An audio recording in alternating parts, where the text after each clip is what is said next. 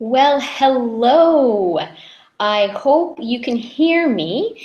If you can, if you could just do a little in the chat, just write down that you can hear me. That would be fantastic.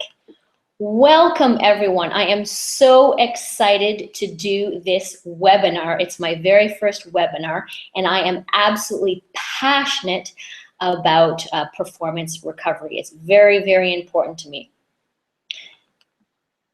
So let us start right away. If you are interested in performance recovery from the feet up, then you are in the right place. Excellent. Moving to the second slide. What you need to do. There's certain things that I would love for everyone to do. Turn off all distractions. So that includes Facebook, radio, emails, headphones. You can place headphones if you have a lot of people scurrying around in the office or home or anything like that. That would be fantastic. As well, grab a paper and pen or pencil, scissors, sport shoes, just one pair of sport shoes, towel, and a small ball if you have one.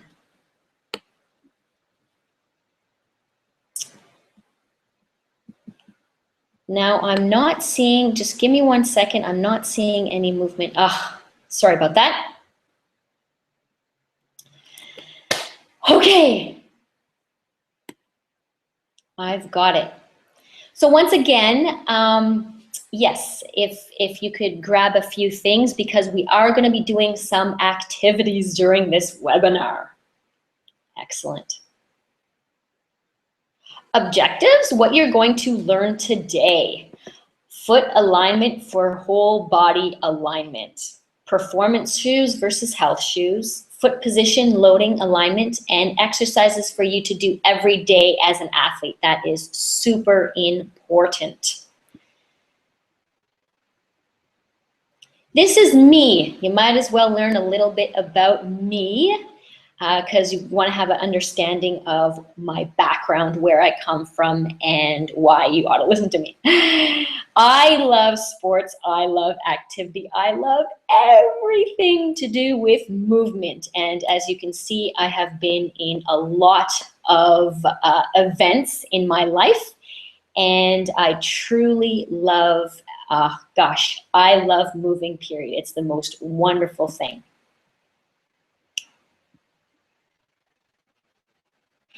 And my athletic experience. I do think it's important to note that I have been on the Canadian national team as well as Olympic trials competitor. And I was injured a lot. I had a lot of heartache as an athlete, always constantly being on the sidelines and then back in the sport, doing really well on the sidelines, back in the sport. It's very tough, and over 25 years of experience in competitive sport. You can see the pictures. So one's from the Pan Am Juniors and another one is from World Cross Country. So it's pretty cool. I thoroughly enjoyed that. University education. I went to Tulane University, that's in New Orleans, Louisiana. So I got a Bachelor of Science in Exercise Science and a Master of Arts in Sports Psychology.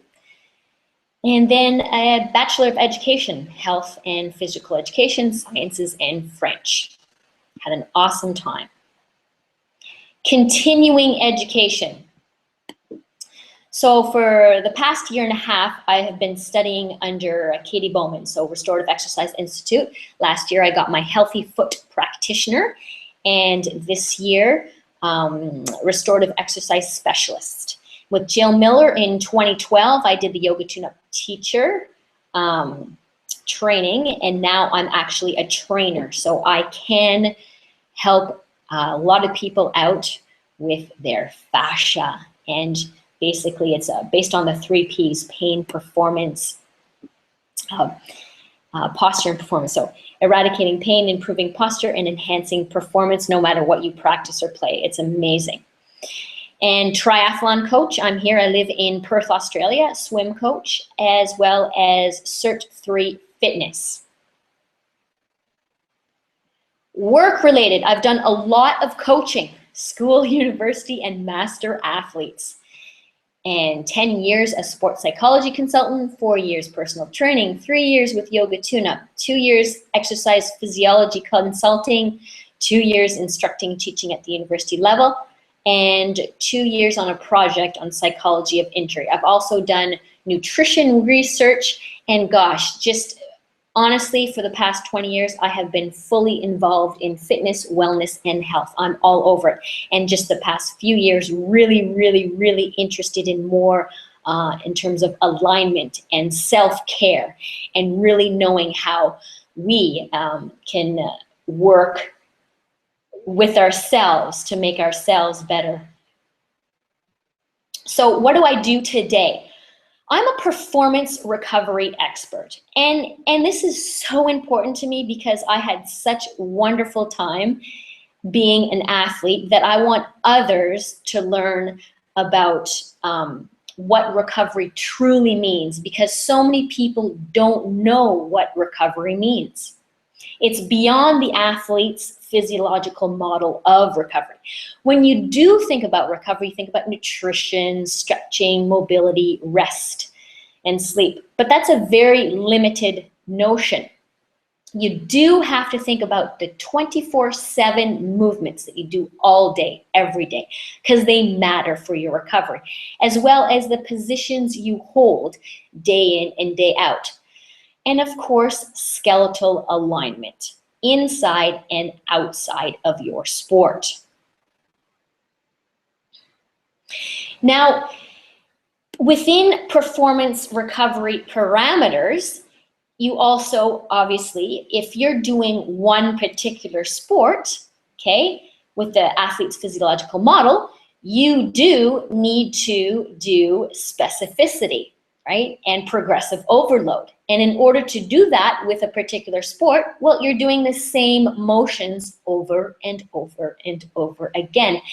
And that could lead to repetitive injuries and underuse of certain areas of the body. If you keep on using a particular movement or exercise or sport, you're very much underutilizing certain areas of the body. And honestly, it doesn't matter what sport you play, there's always underutilization in terms of whole body movement, which I will talk about a little bit later. Case study, I do want to talk about how the evolution of me and my injuries and how it all relates to alignment. It's absolutely unbelievable how much it relates. As you can see, me running, I definitely had a knack for it, and I did quite well. So you just see me there.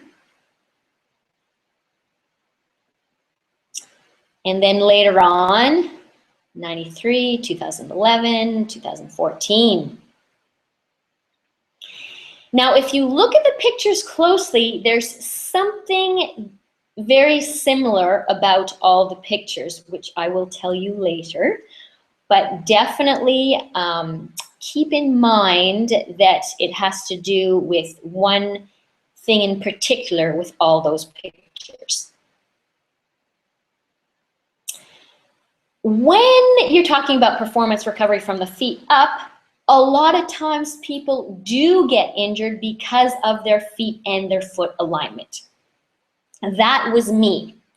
All of these dates and all of these injuries do have to do with my feet. So you're looking at plantar fasciitis, shin splints, little aches and pains, and back pain, stress fracture, hallux limitus, which is a limited motion in the toe. So, and osteoarthritis, and then hip pain, sciatica. Now, I had a lot of other things in between, but as you can see, it's a whole mishmash of injuries. I also had hamstring tear and calf tears, minor, just micro tears, but it did inhibit me for a little bit. Very important to look at this because everybody has a tendency to keep on re-injuring themselves in a certain area. And not because, oh, the history of my hamstring injury is that I will get it over and over again. It does not work like that. It has to do with your alignment and your whole body movements on a day-to-day basis. Obviously, if you're overtraining, that certainly does not help, but I'm talking more in terms of if you're training appropriately, you've got to recover appropriately with whole body movement and proper skeletal alignment. All right, let's get into the actual content, the presentation. Performance recovery from the feet up. The feet, what has, what's the big deal about the feet? 25%. If I told you that tomorrow you'd only have, 75 cents to the dollar for your job, or from now on, you're only gonna work at 75% of your capacity. You can't perform anymore. You just lost 25% of your performance. 25% is huge. It vastly affects the body. This is the feet. This has to do with the feet. So bones, muscles, and nerves of the foot make up 25% of your body. If your feet don't work, you're at 75% capacity. In regards to restorative exercise and, my notion with the performance recovery model, you have to think that feet require nutrients. It's all about groceries in and garbage out. And more detailed approach is cellular regeneration. How well can my body produce cells and how quickly and done well? Okay, so your blood circulation has to work all over the body. All the muscles count, all the tissues count. The electrical flow has to work all over the body. The nervous system is extremely important.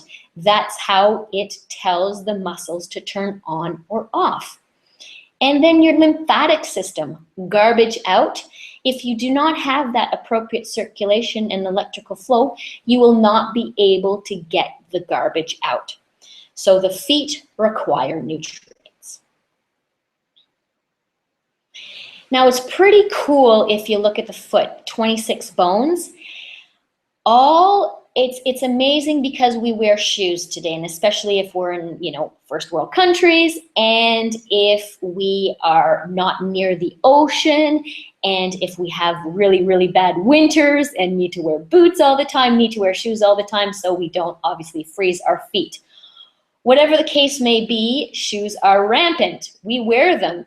And wearing them does not allow our feet to get the essential nutrients they need. Right, here's the quote: how many unique positions can the foot hold? And it's an incredible number. Katie Bowman has done a lot of research on the feet, who is the creator of the Restorative Exercise Institute. And it is absolutely incredible how many foot deformations they can do. So every time your foot is in a shoe, it is not getting the nutrients they need. And most sports, aside from swimming and canoeing and kayaking, all those kind of sports, you absolutely need shoes. And then when you're not doing your sport, those sports that don't use shoes, you still put shoes back on when you're not doing your sport. So it's uber important to know that just maybe walking around a little bit in bare feet is not enough. So I'll go over that. All right, well, why should I care? What does it matter with me, right? Well, shoes decrease circulation and the nervous flow, okay? Nervous system flow. And I said that before, and it's so important to know this. Sport shoes equal performance. Sport shoes have nothing to do with your health. When you are performing in your sport, it's 100% for performance. How can I get better? What can I do? So when you're looking at that, zero health. And looking at the shoes, they're stiff and they're not flexible. And, you know, when you're talking about shoes, you always look at the heel, the toe box, and the upper and the sole. And a lot of times performance shoes are just for performance. So when you're done your performance, you need to get out of those shoes immediately. Okay, for fun, here's the fun check-in, the very first check-in. It is shoe fit. Now, I would love it if you take one of your performance shoes, so one of your sport shoes, and really see if it fits. So grab your paper, pen, or pencil and just trace your foot. And please just, you know, make your toes a little bit bigger. You don't want to squeeze your toes in because that's not healthy. Just give a little bit of wiggle with your toes. And don't use the pen mark and going into the crevices. You want to align your foot properly. No cheating. So tracing the foot around and cut the foot if you do have scissors. I'll wait a minute because I would actually love it if you do now. It is so important for you to understand foot health.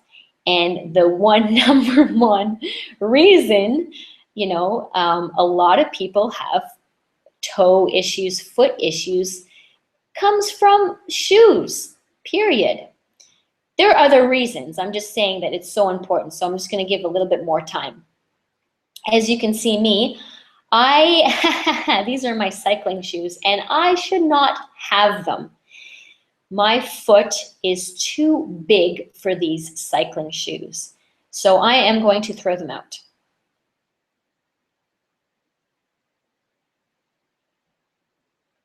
Now, some of you might say, oh, well, I just bought them, so I'm just going to forget about it.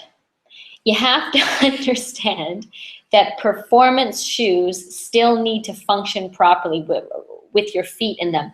You're constantly on your toes all the time when you're performing, you know, moving forward, leaning forward, attacking, defending, doing this, doing that. And even, listen, even when you're in the water, you're pressing against the wall and you're in plantar flexion every time you're swimming.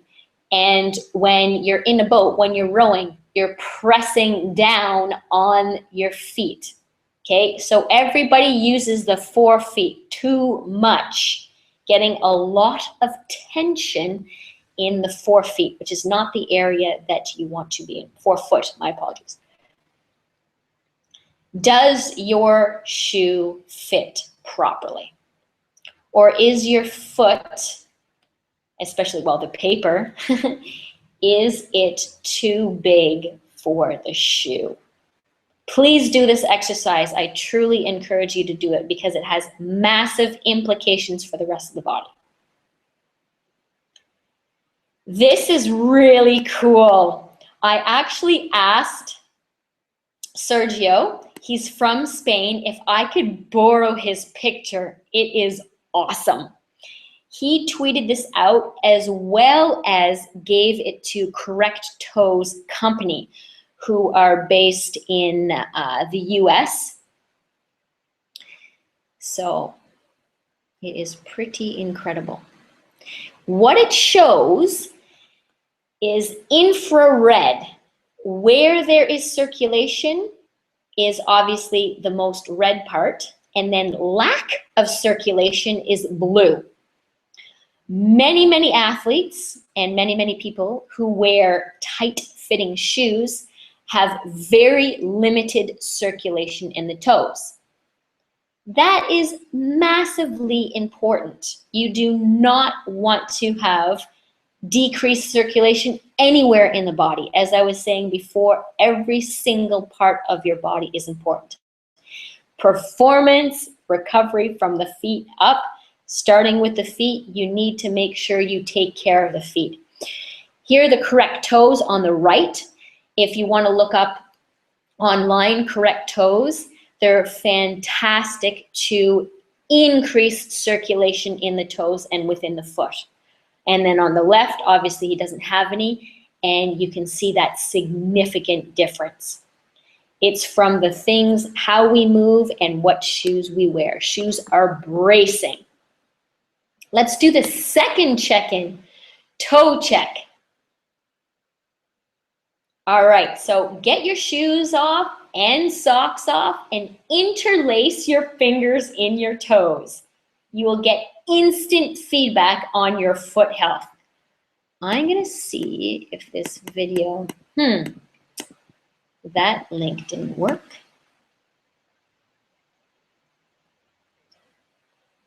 If everybody could do that, I'm gonna see if I can get a link in here.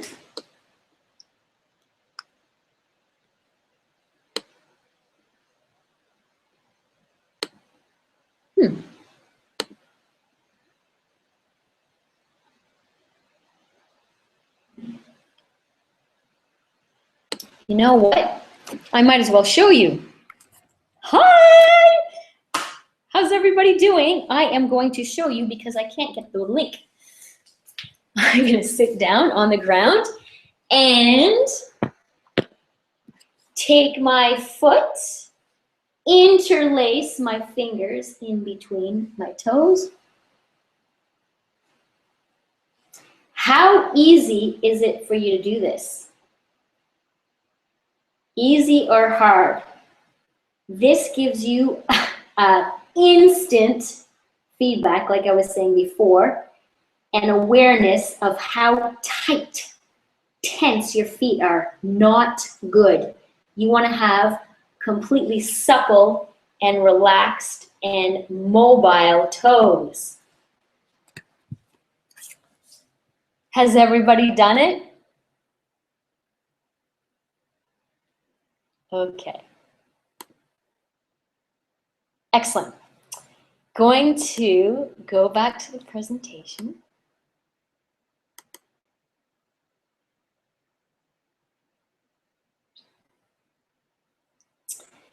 Now, if you have shoes that are too tight and you don't provide movement for your feet, here are potential injuries that can occur.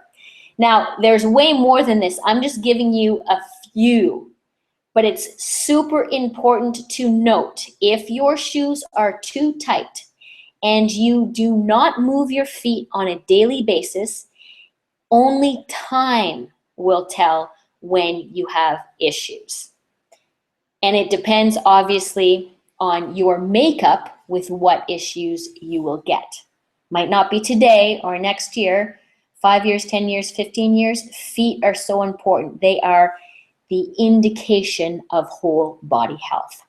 So Morton's neuroma, any type of foot neuropathy, hammer toe, bunion fractures, metatarsalgia, shin splints, ankle sprains, bunionettes, plantar fasciitis.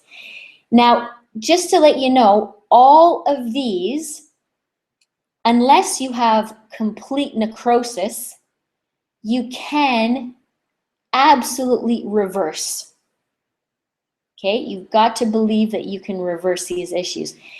Dr. Rossi in correcttoes.com, he even said curing bunions. Yes, that's right. You can actually cure bunions. So always believe that you can make a difference without any surgery.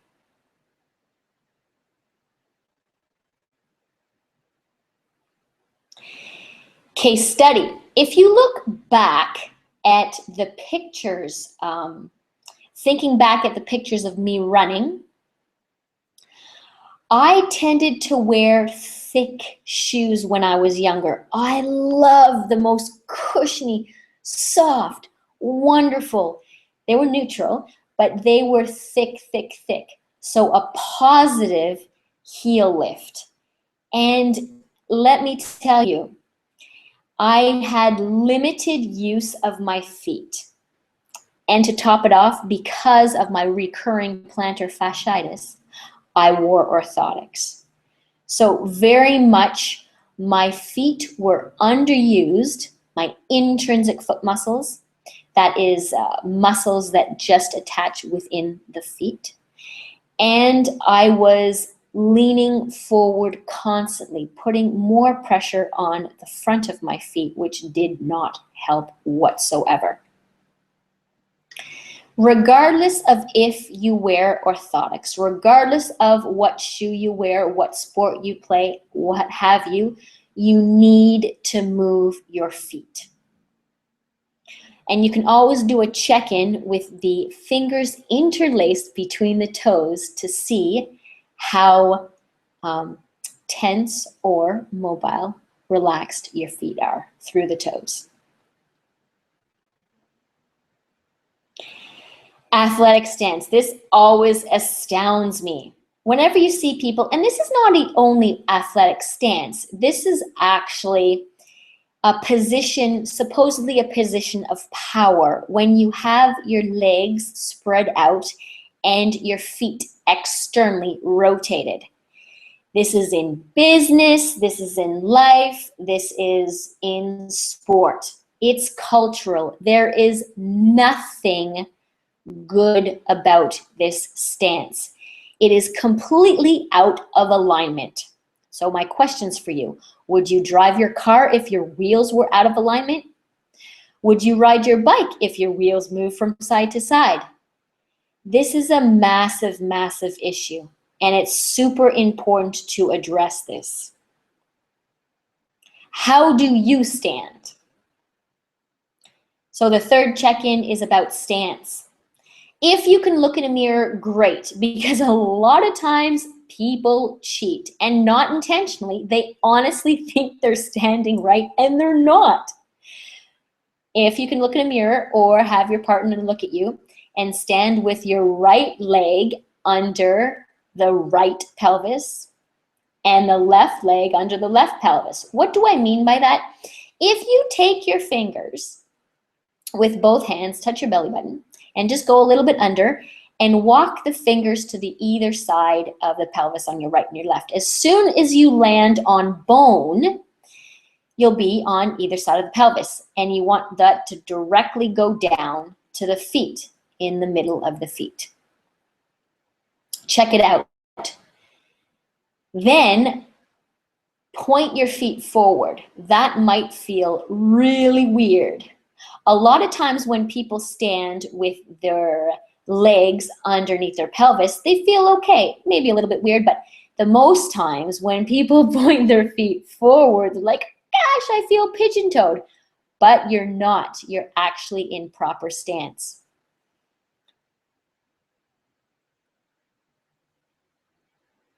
Excellent.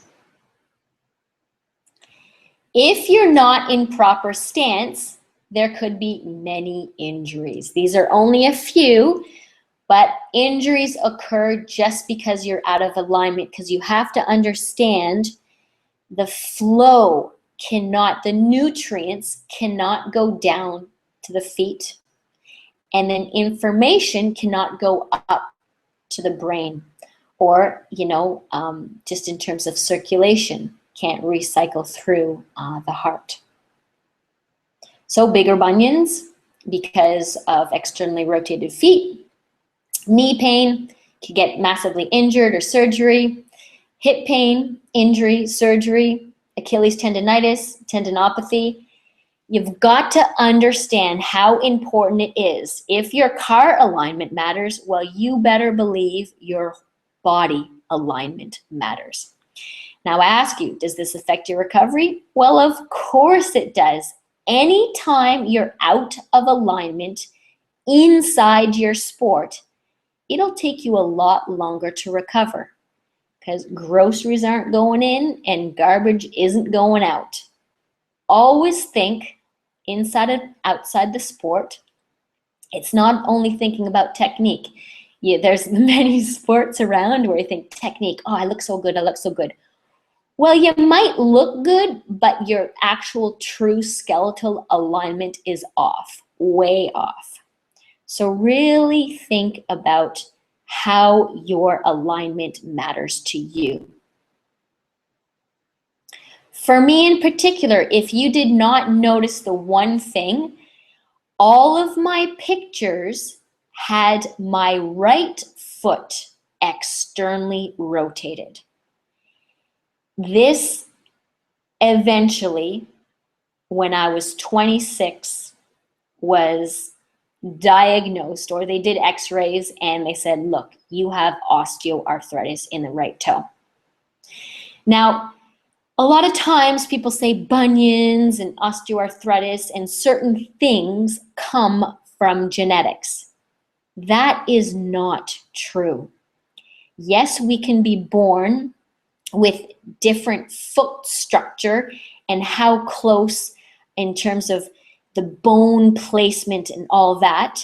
But if our alignment is on par, then we don't have these issues later on in life.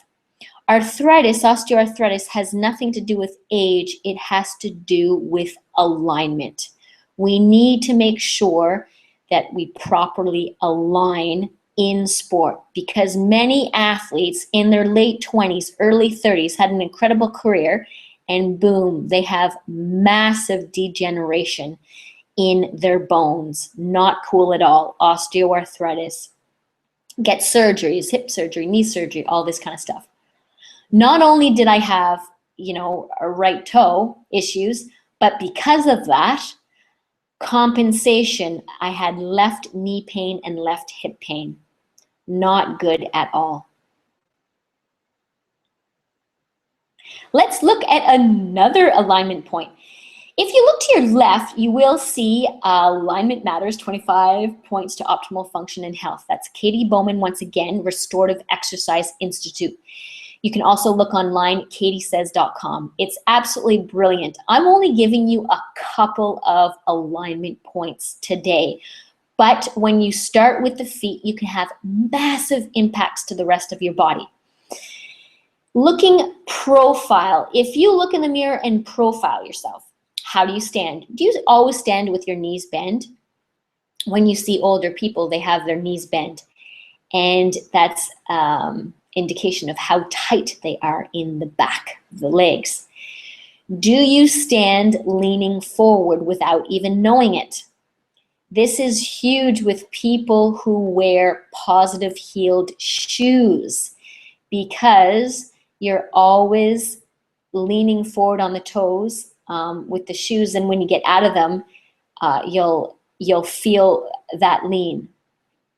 That was a bad explanation. My apologies. The whole point is many people either bend their knees or lean forward.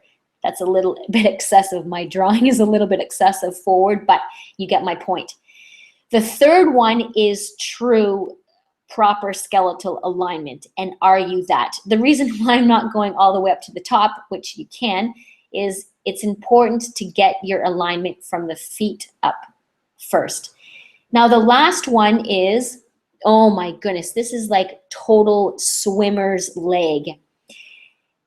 Not that they can be hyperextended, and you think they might be hyperextended, and maybe some are, but a lot aren't. They're just not standing properly.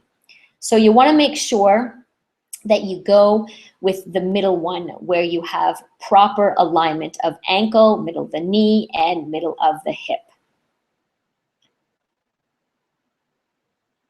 Check your plumb line. You can see me there, and just a skeleton.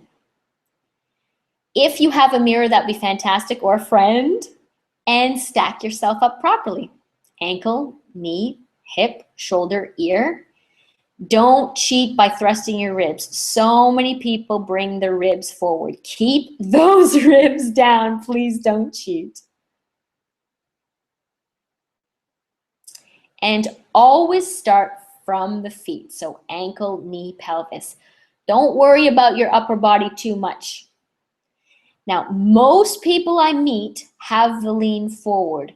So if you can just think about weighting yourself on the heels. Because all of us, not all of us, many of us put too much pressure on the front of our feet, on the forefoot.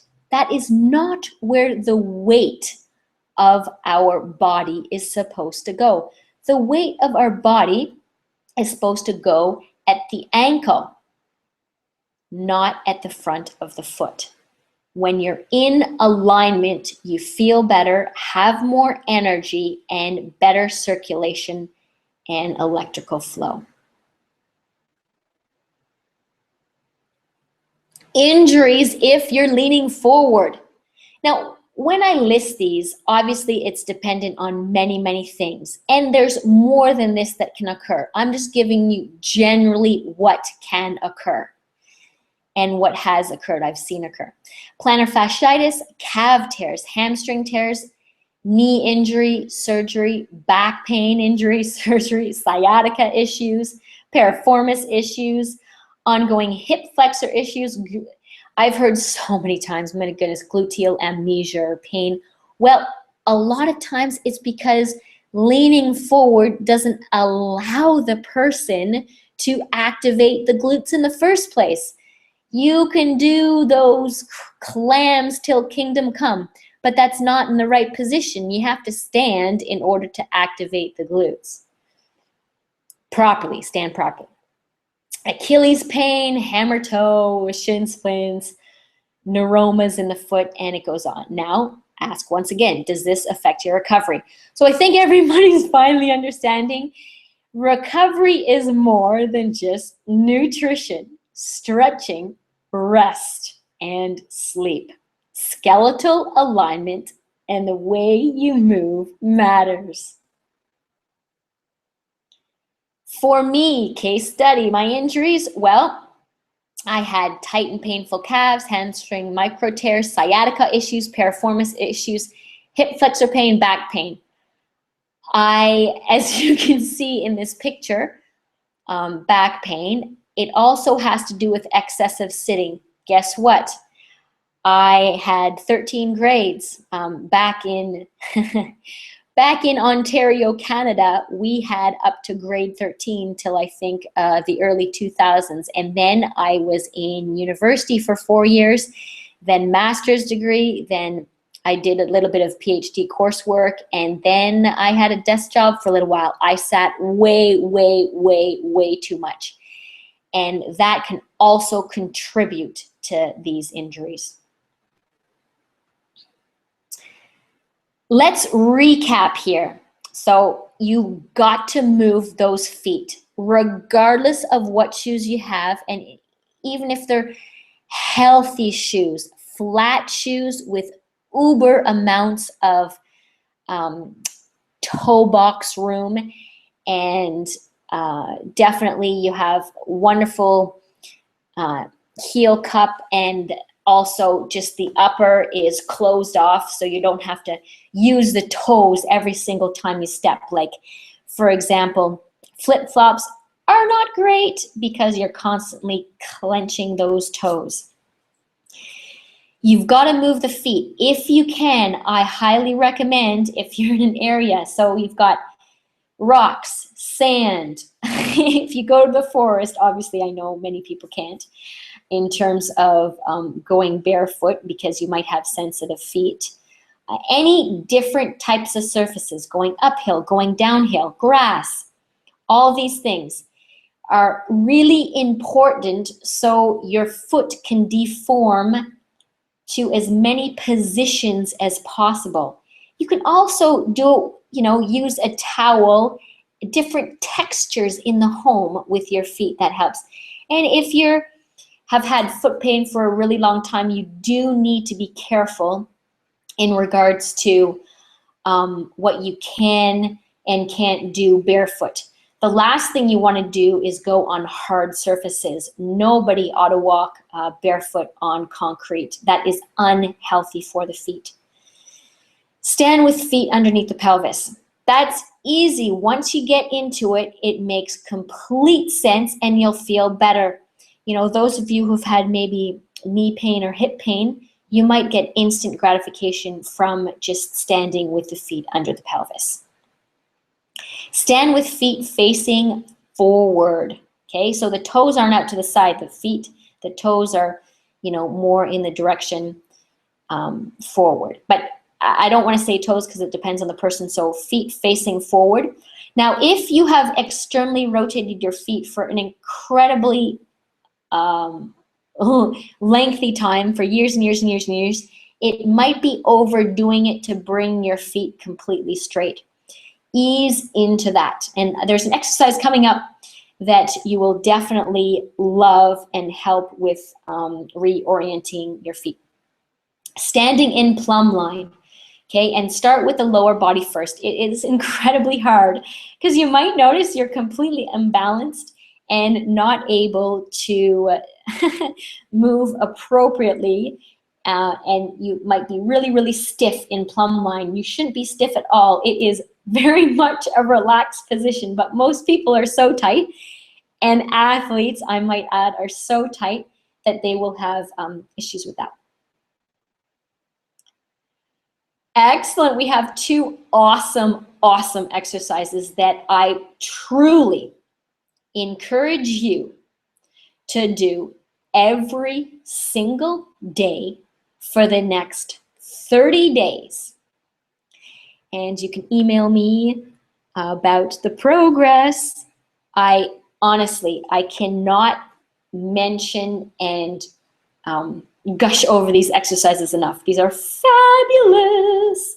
And obviously do your alignment. Alignment is thinking all the time. In your sport, understandably, you're going to be moving around in certain situations. You can't be 100% in alignment all the time, but out of your sport, do your very best. Now with these exercises, let's see what they are. Exercise 1, the calf stretch. This is like the golden egg, the #1 exercise in restorative exercise. It is the one stretch that so many people will benefit from. Every single person will benefit from if they do it every day. All athletes have tight calves. This restricts proper blood flow and nerve transmission to the feet. Okay, you can't do this exercise enough. Do it as much as possible. If you can take a rolled up towel and place it on the ground, I'm going to give you a minute because I want you to do this exercise now. Otherwise, you're not going to do it. And I'm even going to show my face.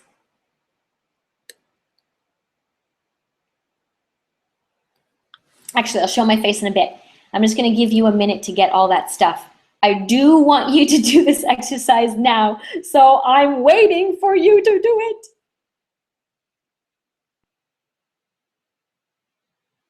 Okay, good. I see some people. All right, get some signs. Okay, good. Take the rolled up towel, place it on the ground. Face the towel. Here's the deal though. Before you take a step forward, everybody's eager there. Love it, love it. Before you take a step forward, please stand in appropriate alignment.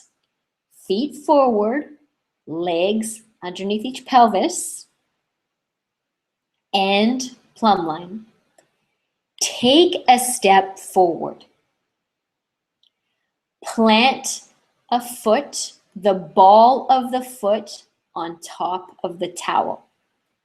Make sure you keep the heel on the ground. This is super, super, super important.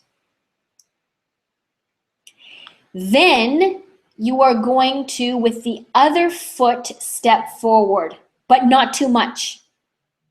In this particular exercise, you might not feel a stretch at all. This is not the point of it. It's called a calf stretch, but really it's, you may or may not feel it. It's an alignment marker, setting up your body for success and seeing how well you can walk.